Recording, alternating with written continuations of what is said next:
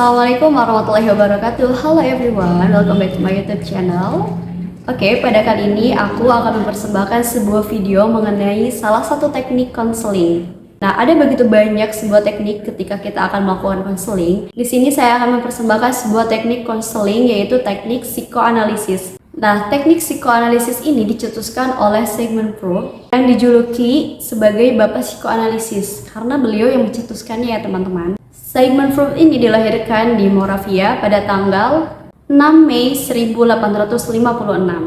Wafat di London pada tanggal 23 September 1939. Sigmund Freud ini berasal dari keluarga Yahudi. Psikoanalisis ini bermula dari keraguan Sigmund Freud terhadap kedokteran. Pada saat itu, kedokteran dipercayai bisa menyembuhkan berbagai macam penyakit, terutama penyakit histeria yang sedang menggejala di Wina. Sehingga pada tahun 1878 sampai 1881, Sigmund Freud masuk Fakultas Medis Universitas Wina pada spesialis saraf dan kejiwaan, psikiatri. Nah, konsep dasar dari psikoanalisis ini adalah alam bawah sadar. Serta tujuan dari konseling psikoanalisis ini mengungkap pikiran tidak sadar ke alam sadar, menguatkan ego sehingga perilaku akan berbasis realitas, tidak menurut insting atau irasional. Ada berbagai macam teknik dalam konseling psikoanalisis. Yang pertama yaitu asosiasi bebas. Nah, di mana asosiasi bebas ini adalah pemanggilan kembali pengalaman masa lalu serta pelepasan emosi yang dialami oleh klien. Kemudian yang kedua, analisis mimpi. Klien diminta untuk menceritakan mimpinya serta menganalisis mimpi yang dialami oleh klien. Kemudian yang ketiga, interpretasi, di mana membuka hal-hal yang tidak disadari oleh konseli saat konseli dalam keadaan sadar, sehingga konselor ini dapat menggali seluruh permasalahan yang sedang dialami oleh konseli secara mendalam. Kemudian yang keempat, resistensi, yaitu penolakan yang dilakukan oleh konseli. Nah, di sini tugas konselor berusaha untuk membantu konseli untuk menyadari bahwa permasalahan yang sedang dialami oleh konseli dan membantunya untuk ke alam sadar. Terakhir yaitu transparansi, yaitu memberikan alasan dari kecemasan yang diperoleh oleh konseli. Nah, sekarang saya akan menunjukkan sebuah peraga yang saya lakukan bersama klien atau konseli dalam melakukan konseling menggunakan metode psikoanalisis. Selamat menonton. Assalamualaikum. Waalaikumsalam. Ini Mbak Raya ya? Iya. Oh iya, saya Feby. Silakan masuk, Mbak. Bismillah. Ini Mbak Raya ya? Iya betul, Mbak. Nah, gimana Mbak Raya kabarnya? Alhamdulillah baik. Alhamdulillah baik. Gimana kabarnya Mbak Raya? Sebenarnya sih alhamdulillah baik, tapi emang ada apa ya? Unek-unek gitu kalau mau cerita sama siapa juga susah gitu. Jadi belum aja sendiri. Gitu. Oh gitu. Jadi saya simpulkan perasaannya Mbak Raya sedang tidak baik-baik saja ya. Betul. Ya, Mbak Raya kesini diantar atau sendiri? Kebetulan saya naik ojol ya. Oh, naik ojol. Iya. Perjalanan berapa lama Mbak Raya? 10 menit aja. Oh, 10 menit. Dari Ciamas ya? Iya betul. Oh iya, Masya Allah luar biasa. Terima kasih banyak ya Mbak Raya yang sudah menyempatkan waktunya untuk bertemu dengan saya. Saya perkenalkan diri dulu ya. Iya. Saya Feby, saya di sini sebagai konselor. Nah, insya Allah hari ini kita akan melakukan sebuah proses konseling, di mana saya sebagai konselor yang akan membantu Mbak Raya untuk menyelesaikan permasalahan yang sedang Mbak Raya rasakan, dan Mbak Raya sebagai konseli atau klien saya, yang dimana Mbak Raya itu boleh menceritakan apapun permasalahan yang sedang Mbak Raya alami kepada saya. Nah, sebelumnya dalam proses konseling ini ada beberapa asas Mbak Raya. Yang pertama itu ada asas kerahasiaan. Jadi insya Allah ceritanya Mbak Raya akan terjaga kerahasiaannya oleh saya gitu, dimana Mbak Raya itu harus percaya kepada saya, dan insya Allah saya akan menjaga asas kerahasiaan ini. Dan ada juga asas ketersediaan atau asas sukarela, dimana Mbak Raya datang ke sini atas kehendak Mbak Raya. Betul? Betul. Iya, alhamdulillah. Kemudian ada asas keterbukaan, di mana proses konseling akan terjadi ketika Mbak Raya sebagai klien, Mbak Raya terbuka dengan saya. Apa masalah yang Mbak Raya hadapi, bagaimana perasaannya Mbak Raya, gitu. Bagaimana, apakah bersedia untuk mengikuti konseling? Bersedia. Alhamdulillah. Insya Allah kita sepakati dulu waktu untuk konseling ini 45 menit. Apakah cukup? Cukup. Alhamdulillah, insya Allah cukup ya.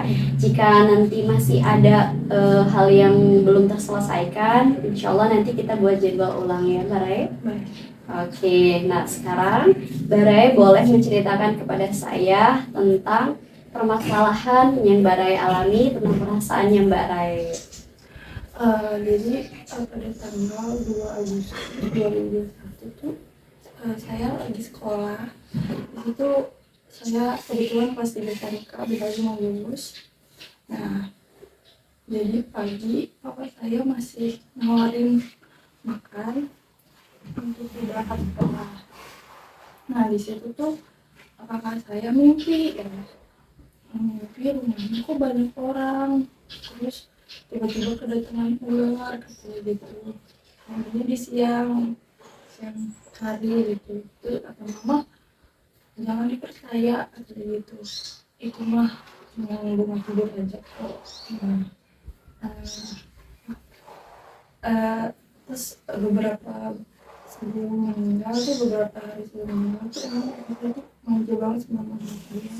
Terus kayak mau ditinggalin, bilang sayang terus.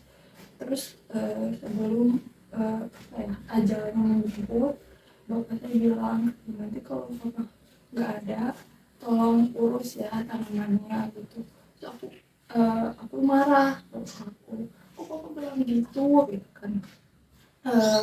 Terus aku pukul nih, tapi nggak benar dipukul kok, nggak, cuma bercanda aja. Terus jangan ngomong gitu lagi ya nggak bakal ngomong gitu lagi. Nah, setelah berangkat sekolah saya kebetulan lagi pelajaran komputer ya sama guru saya. Terus nggak tahu kenapa perasaan saya pengen pulang terus. Sama teman saya tuh bilang kali ini cuma berasa gitu. Jadi udah ada firasat Iya, Kak ya. saya lihat itu di tes saya tuh kayak bilang kayak ayo pulang sekarang, pulang. Terus nggak tahu kenapa pas saya masuk perasaan saya masuk kelas gitu, perasaan saya makin gak enak. Nah, sebelum masuk kelas itu saudara saya telepon, papa kenapa? Emang papa kenapa? Enggak jadi. Tiba-tiba enak ya. Terus dari situ ya saya masuk kelas guru saya. Kebetulan guru saya belum datang, makanya dulu mulai kelasnya. Terus tiba-tiba ada banyak notif yang sabar ya kata aku, ini maksudnya apa? Terus kayak ada nyalahin kita percaya gitu. Terus saya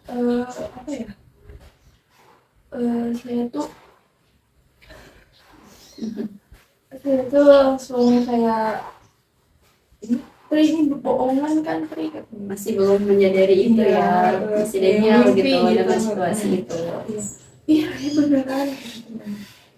Nah, saya tuh mengkonfirmasi itu ke diri saya, ini beneran kali tapi enggak. Terus pas ditanya udah valid, nah guru saya, kolega saya Bu Farida mengantar saya ke rumah dan benar saja di rumah saya udah ada bendera kuning ternyata di belakang rumah saya.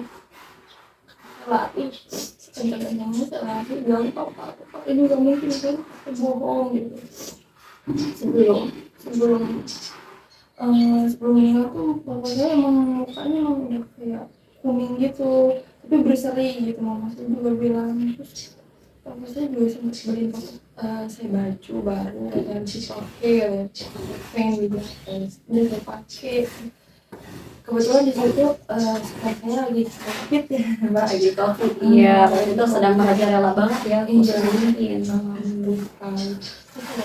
mungkin saya lari ke jalan emas. Terus saya masuk rumah ya, jenazah itu sudah datang. Terus mama saya lagi nggak baik-baik aja lah, lagi kayak masih nangis lagi sama kakak saya. Terus sampai saya tuh di kamar kakak saya tuh berontak nangis segala macam sampai bilang papa jangan tinggalin aku ya papa mau itu nikah aku lulus sekolah bentar lagi lulus sekolah bentar lagi graduation ya mbak. Ya Allah. Terus saya di situ tuh kayak semenjak papa meninggal tuh saya pas hari pertama itu kan biasanya ada tahlilan yang pas sampai 7 hari Ya. jadi itu saya nggak mau makan saya nggak mau makan terus mama saya bilang makan nggak boleh gitu kamu sabar gimana aja bisa misal kamu punya gitu sampai pas bapak saya peluk mbak saya peluk sampai sampai kayak nggak mau makan gitu emang gak kasihan ke papa kan papa ngeliat kamu nggak makan nanti papa sedih ya saya udah mulai makan terus nggak tahu kenapa hari kedua kan masih ada kan Iya. Sampai 7 hari ya kak? iya betul terus saya pagi tuh nawarin makan ke kamar mama saya nggak makan saya berpikir kok nggak ada orang terus kayak aku sadar kayak astagfirullah ih aku udah gak ada ya astagfirullah nggak boleh gitu terus kayak sempat saya di 2 tahun lalu saya sebelum 3 tahun ini baru kebetulan 3 tahun ini lebaran di sini kemarin terus saya pernah sebenarnya lagi tembaknya tuh saya sempat tembak rambut saya terus kayaknya kayak gitu sendiri juga kebetulan bapak saya orangnya ngerti fungsi kamera belakang ya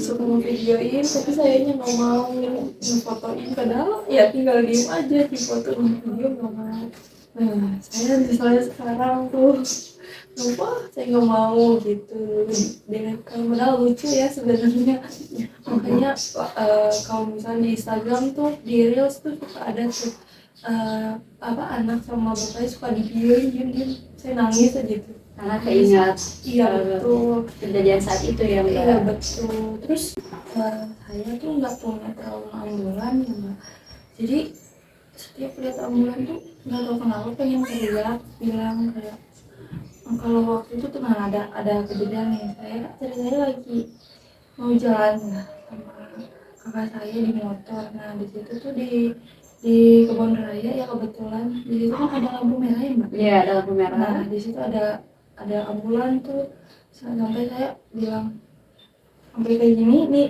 kayak telinga telinga kayak enggak kalau bisa diteriak mungkin udah teriak ya karena saya berusaha nahan sampai kakak saya bilang berhenti dulu sampai adanya histeris ya tenang dulu gitu kebetulan tuh kenapa ya sampai sekarang aku nggak bisa bilang makanya kalau ada ambulan tuh nggak tahu jadi trauma aja jangan sendirian pengen teriak tapi berusaha tahan kalau misalnya teriak kan malu ya teriak dimanapun itu sih sekarang terus kebetulan tuh bapak saya meninggal di stasiun di stasiun ya stasiun mbak Bogor stasiun Bogor itu mau perjalanan kemana mbak?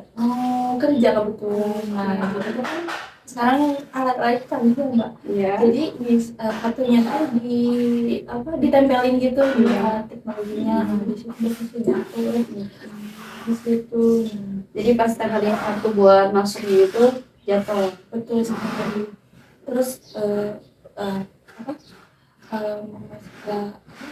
dibawa keretanya tuh manggil ambulan kakak ambulannya bilang ibu ini kemana ibu kemana ini kan saya kenapa suami juga meninggal di situ saya langsung kayak nangis terus lemas nggak bisa ngapa terus sebelum itu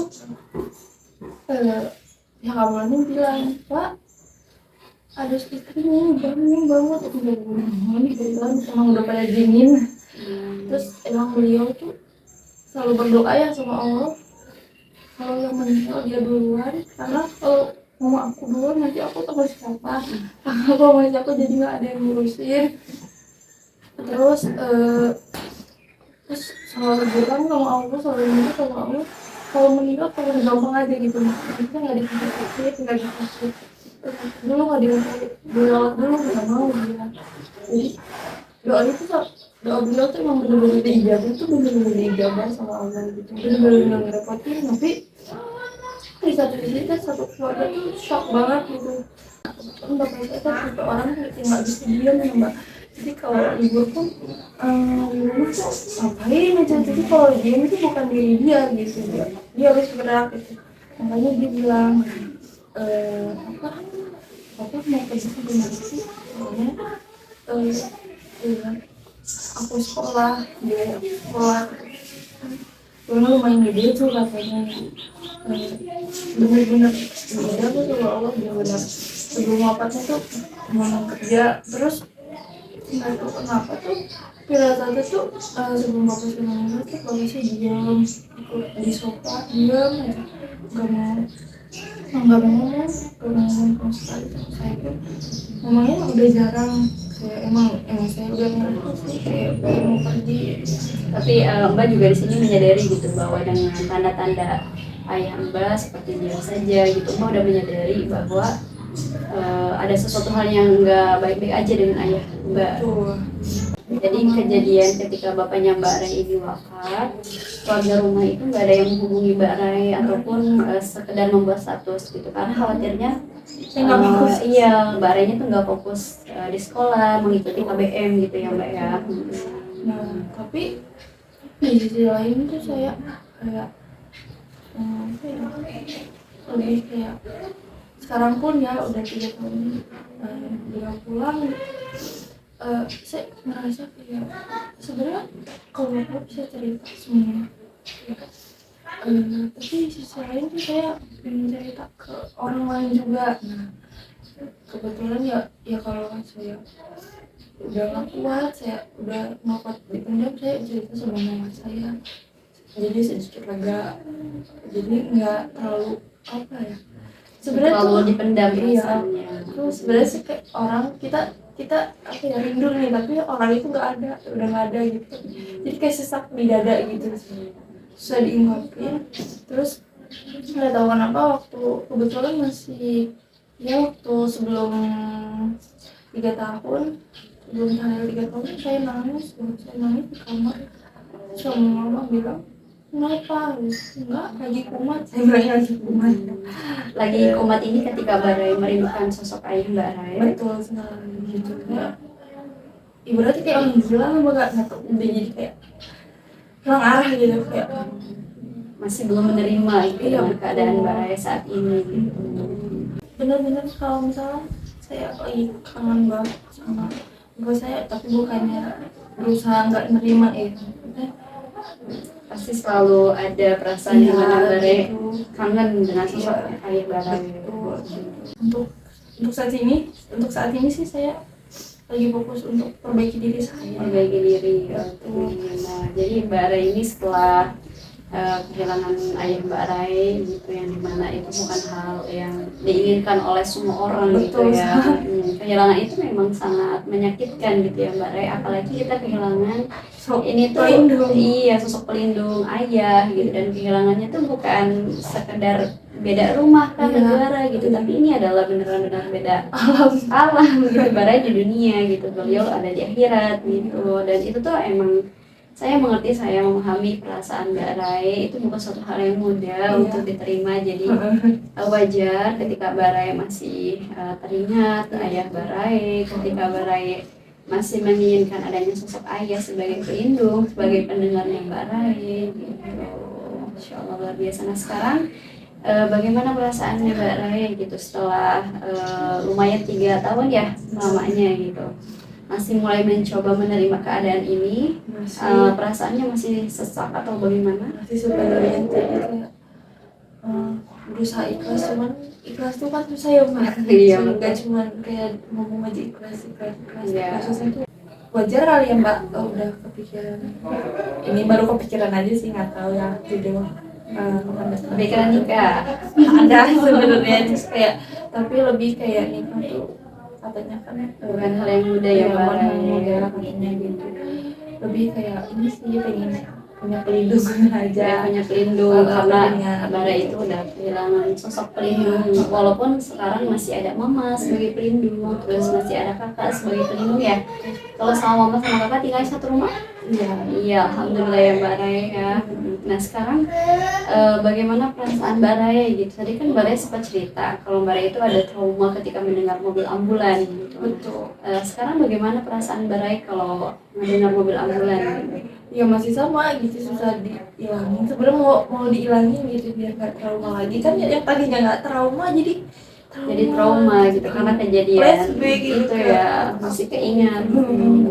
Berarti di sini Bara itu masih belum menerima gitu, masih belum menerima kehilangan ayah, dan juga Bara itu masih trauma gitu dengan adanya suara mobil ambulan, di mana saat itu mobil ambulan ini membawa jenazahnya ayah Mbak Rai. Ya, ini saya boleh memberikan saran arahan kepada Mbak Rai.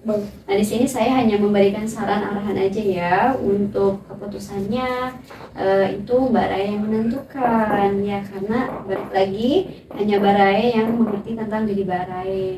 Kalau menurut saya Mbak Rai coba berdamai dengan diri Mbak Rai, dengan diri Mbak Rai dulu gitu, dimana Mbak Rai menerima bahwa namanya manusia, namanya makhluk hidup itu kan Allah sudah berfirman gitu bahwa setiap yang mati, setiap yang hidup itu akan merasakan mati.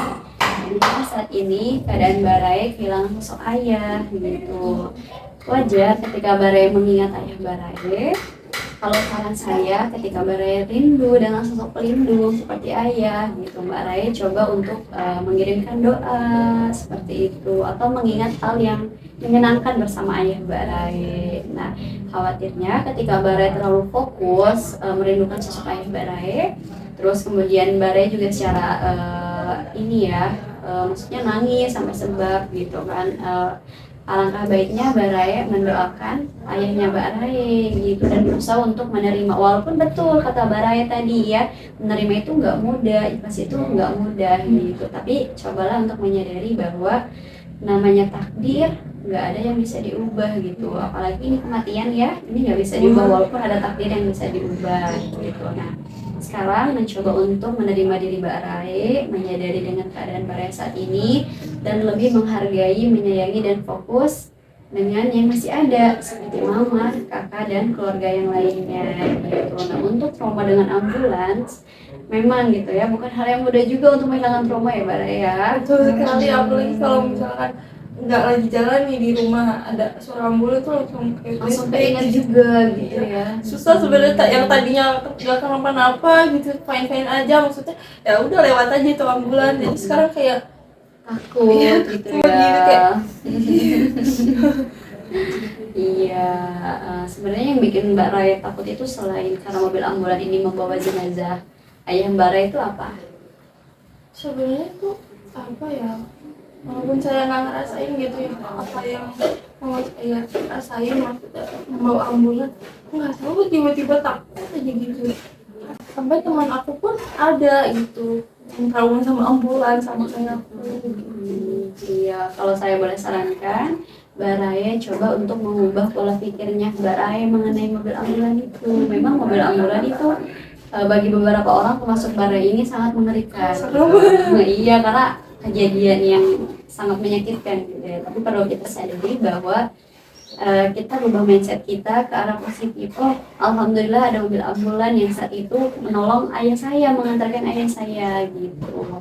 Kita coba pelan-pelan untuk merubah mindsetnya Mbak Rai gitu. Kalau ada mobil ambulan, berusaha mungkin untuk positif. Alhamdulillah karena mobil ambulan ini ayah saya jenazahnya aman sampai rumah gitu Mbak Rai. Nah bagaimana sekarang perasaannya Mbak Rai?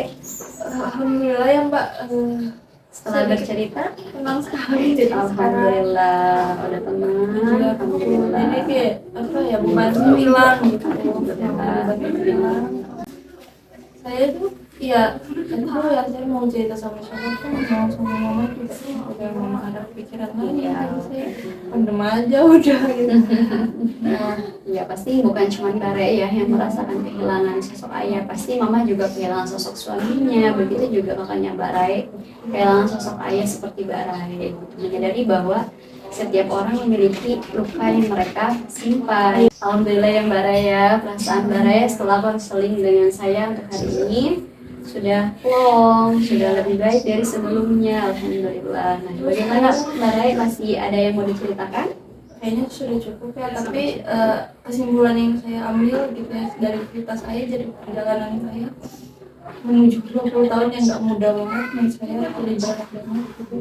Saya kayak sekarang lebih kayak fokus sama diri sendiri, terus lebih sayang lagi sama diri sendiri. Kebetulan saya tuh emang ini sih apa ya, anaknya tuh welcome sama semua orang gitu, tapi saya sebenarnya kalau sama diri saya sendiri buat membagian diri saya. Iya, nah dimana Mbak Raya juga harus belajar gitu, memprioritaskan Mbak Raya juga gitu, selain menerima diri Mbak Raya. Saya mau membagian diri saya sendiri. Amin, Allahumma amin. Semoga apa yang disemogakan oleh Mbak Rae, harapannya Mbak Rae, mimpinya Mbak Rae terwujud. Amin, Allahumma amin. Dan semoga Mbak Rae terus semangat ya. Iya, dan saya simpulkan Mbak Rae ini sangat luar biasa. Gitu. Usia 20 tahun ini bukan hal yang mudah untuk merasakan sebuah tragedi atau trauma yang menyakitkan gitu, kehilangan sosok pelindung, terus kemudian trauma dengan mobil ambulans gitu, itu nggak mudah sekali untuk menjalankan hidup selama 3 tahun ini gitu. Alhamdulillah Allah membuat Mbak Rae kuat. Alhamdulillah Allah memberikan lingkungan yang baik. Alhamdulillah Mbak Rae, Mama Mbak Rae, Kakak Mbak Rae semua dalam keadaan sehat. Alhamdulillah. Ya, semoga Mbak Rae kedepannya bisa lebih baik lagi dan terus belajar untuk menerima takdir yang telah Allah berikan. Dari takdir itu saya belajar kayak percaya sama Allah. Apapun yang terjadi, Allah tuh nggak bakal ngasih Sesuatu hal yang di luar kemampuan kita. Nah, makanya Allah percaya Mbak Rae kuat. Masya Allah. Alhamdulillah. Nah, jadi Mbak Rae, karena waktu juga sudah hampir habis, kita cukupkan saja untuk pertemuan pada hari ini. Bagaimana Mbak Rae? Alhamdulillah. Alhamdulillah, luar biasa sekali ya Mbak Rae ya.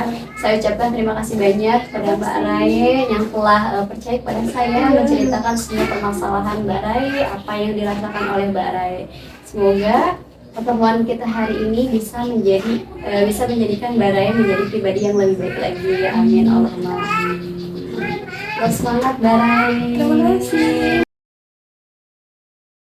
Alhamdulillah telah selesai proses konseling menggunakan metode pendekatan psikoanalisis, di mana klien ini dengan secara sadar menceritakan secara bebas tentang pengalaman masa lalu yang dialami oleh klien ini. Oke teman-teman, terima kasih banyak telah menyaksikan video saya mengenai psikoanalisis. Semoga teman-teman bisa mendapatkan manfaat dari video saya. Jalan-jalan ke India, ketemu burung cendrawasih. Cukup sekian dari saya. Terima kasih. Assalamualaikum warahmatullahi wabarakatuh. Bye.